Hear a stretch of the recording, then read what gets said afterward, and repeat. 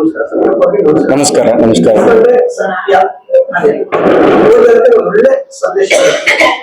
Sir, ಯುವ ಜನತೆಗೆ ಇವತ್ತಿನ ದಿನಗಳಲ್ಲಿ ವಿಶೇಷತೆ ಏನು ಅಂತಂದ್ರೆ, ಅವರಿಗೆ ಸಂದೇಶ ಏನು ಅಂತಂದ್ರೆ, ಹೋಳ್ಕರ್ ಅವರ ರಾಜಧಾನಿಯ ಆಳಿದಂತ ರಾಜರು, ಮಹನೀಯರು, ಮಾತೋಶ್ರೀಯವರ ಪ್ರತಿಯೊಂದು ಹೆಜ್ಜೆ ಹೆಜ್ಜೆಯೂ ಇರುವತಕ್ಕಂತ ಕಾರ್ಯಗಳನ್ನ ಅವರ ನಮ್ಮ ಯುವ ಜನತೆಗಳು ಅವರ ನಿತ್ಯ ಜೀವನದಲ್ಲಿ ಅಳವಡಿಸಿಕೊಳ್ಳಲು ನಮ್ಮ ಗುರುಗಳಾಗಿರ್ತಕ್ಕಂಥ ಭೀಮರಾವ್ ಬಂಡೇಗರ್ ಸರ್ ಒಂದು ಒಳ್ಳೆ ಪುಸ್ತಕವನ್ನು ತರ್ತಾ ಇದ್ದಾರೆ. ಆ ಪುಸ್ತಕದಲ್ಲಿರುವಂತಹ ಅಕ್ಷರಗಳನ್ನ ಓದಿ ಅರ್ಥ ಮಾಡಿಕೊಂಡು ಅವರ ನಿಜ ಜೀವನದಲ್ಲಿ ರೂಢಿಸಿಕೊಳ್ಳಲಿ ಅನ್ನೋದೇ ನನ್ನ ಒಂದು ಉದ್ದೇಶ. ಯುವ ಜನತೆಯಲ್ಲಿ ನನ್ನ ಕಳಕಳಿ ಸರ್.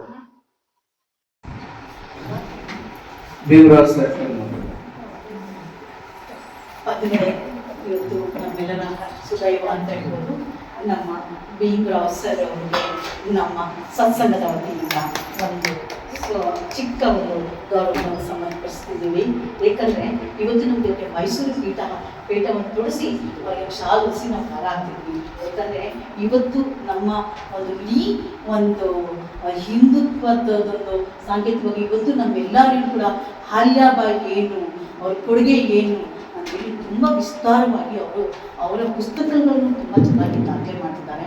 ಮತ್ತು ಈಗಾಗಲೇ ನಾವು ಸರಣಿಯಾಗಿ ಸುಮಾರು ಎಷ್ಟು ಸರಣಿಯಾಗಿ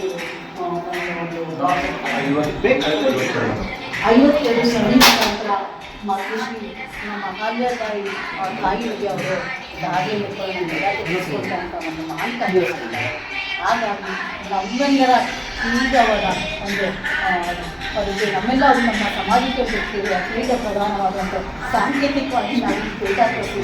ನಮ್ಮ ಒಂದು ಸತ್ಸಂಗದಂತ ನಮ್ಮೆಲ್ಲರ ಮಾತೆ ಮತ್ತು ನಮ್ಮ ಅಣ್ಣಂದಿರಾಗಿರೋ ಹೀಗೆ ಗೌರವಾಗ್ತಾರೆ. ನಿಮಗೆ ಇದೇ ಥರ ನಮ್ಮ ತಾಯಿ ನಿಮಗೆ 100 ವರ್ಷ ನಿಮಗೆ ಆಯುಷ್ಕೊಟ್ಟು ಅದೇ ಗೊತ್ತು ಇನ್ನೂ ಎಲ್ಲರೇ ಕೆಲಸವನ್ನು ನಮ್ಮ ಒಂದು ಅಹಲ್ಯಾಬಾಯಿ ಹೋಳ್ಕರ್ ಅವರ ಬಗ್ಗೆ ಇನ್ನೂ ಹೆಚ್ಚಿಗೆ ಪ್ರಚಲಿತ ಮಾಡ್ತೀವಿ ಅಂತ ತಮ್ಮಲ್ಲಿ ಕೇಳ್ಕೊಳ್ತೇನೆ.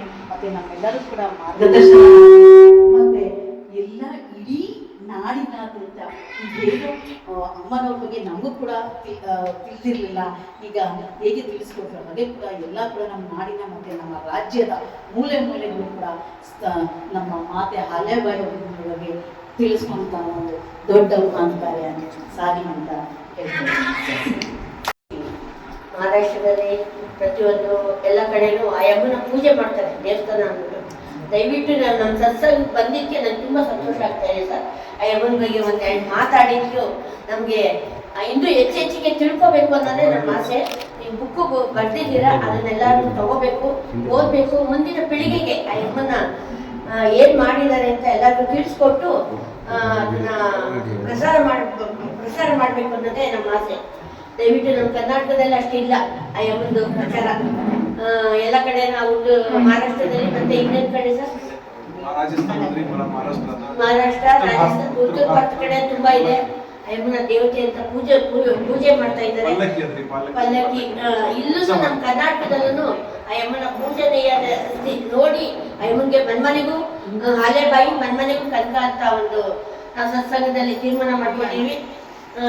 ದಯವಿಟ್ಟು ಎಲ್ಲರೂ ಇದಕ್ಕೆ ಸಾಥ್ ಕೊಡ್ಬೇಕು ಅನ್ನೋದು ನಮ್ಮೆಲ್ಲರ ಆಸೆ.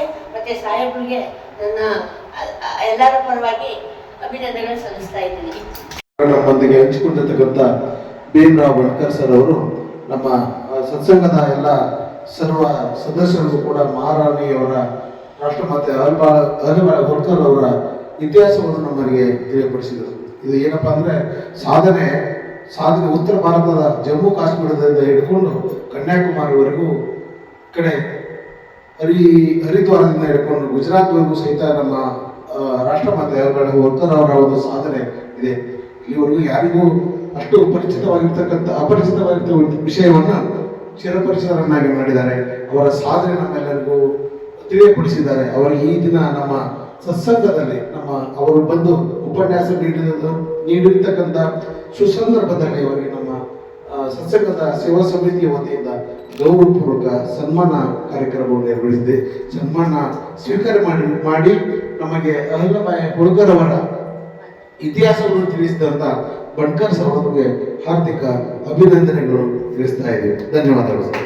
ನಿಮಗೆ ಧನ್ಯವಾದಗಳು. ಪಾಪ ಅಲ್ಲಿಂದ ಪಾಪ ಮಹಾರಾಷ್ಟ್ರದಿಂದ ಇಲ್ಲಿ ಬಂದು ನಮ್ಗೆ ಏನೂ ಗೊತ್ತಿಲ್ಲ ಅವ್ರ ಬಗ್ಗೆ, ಮಾತಾಜಿ ಬಗ್ಗೆ ಮಾತಾಡೋದಕ್ಕೆ ನಮಗೆಲ್ಲ ತುಂಬ ಖುಷಿಯಾಗಿದೆ. ನಿಮ್ಮ ಮಾರ್ಗದರ್ಶನ ಬರೀ ಇಲ್ಲಿಗೆ ಅಂತಲ್ಲ ಸೀಮಿತವಾಗೋದು ಬೇಡ, ಪ್ರತಿಯೊಂದು ಮನೆಗಳಲ್ಲಿ ಗಲ್ಲಿಗಳಲ್ಲಿ ಎಲ್ಲ ಕಡೆ ಪ್ರಚಾರ ಆಗಲಿ, ಇಡೀ ಇಂಡಿಯಾದಲ್ಲಿ ನಿಮ್ಮ ಬಗ್ಗೆ ಗೊತ್ತಾಗಲಿ. ನೀವು ಅಷ್ಟೆಲ್ಲ ಸಂಕಲನಗಳು ಪ್ರಕಟ ಮಾಡಿದ್ದೀರಾ ಅಂತಂದರೆ ನಿಮಗೆ ತುಂಬ ಹೃತ್ಪೂರ್ವಕ ಧನ್ಯವಾದಗಳು. ಇನ್ನೂ ಹೆಚ್ಚೆಚ್ಚು ಮನೆಗಳಲ್ಲಿ ಇದ್ರ ಬಗ್ಗೆ ಪ್ರಚಾರ ಆಗಲಿ, ಮಾತಿನ ಬಗ್ಗೆ ತುಂಬ ಪ್ರಚಲಿತ ಆಗಲಿ ಅಂತ ಕೇಳ್ಕೊಳ್ತೀನಿ ಗುರೂಜಿ. ತುಂಬ ಥ್ಯಾಂಕ್ಸ್. ಅಲ್ಲಿಂದ ಇಲ್ಲಿಗೆ ಬಂದು ನಮಗೆಲ್ಲ ಮಾರ್ಗದರ್ಶನ ಕೊಡ್ತಾ ಇರೋದಕ್ಕೆ ನಿಮಗೆ ಅನಂತ ಧನ್ಯವಾದಗಳು ಗುರೂಜಿ.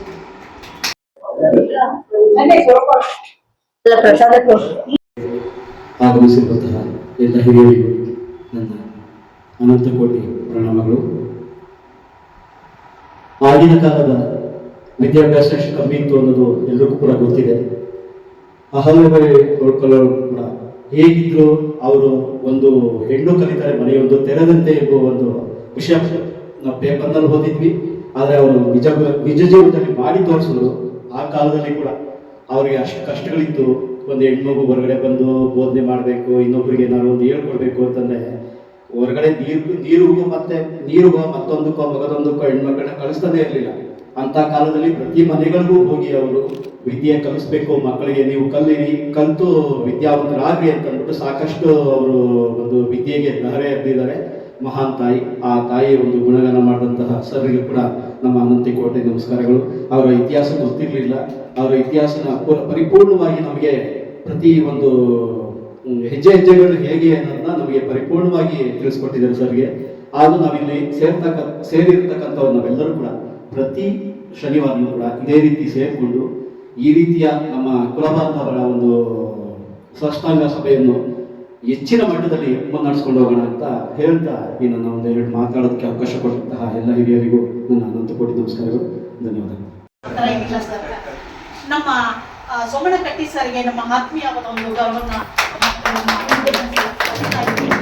ಸರ್ ಕೂಡ ನಮ್ಮ ಸೋಮಣ್ಣ ಸರ್ ನಮಗೆ ಕೂಡ ಬೆನ್ನೆಲುಬಾಗಿ ನಿಂತ್ಕೊಂಡು ಯಾವುದೇ ಒಂದು ಸಾಹಿತ್ಯಿಕವಾದ ಒಂದು ಚಟುವಟಿಕೆಗಳಲ್ಲಿ ಸಹಾಯಗೊಂಡು ನಮಗೆ ಸಹಾಯಕವಾಗಿ ನಿಂತ್ಕೊಂಡು ಬನ್ನಿ ಅಮ್ಮ, ಬನ್ನಿ.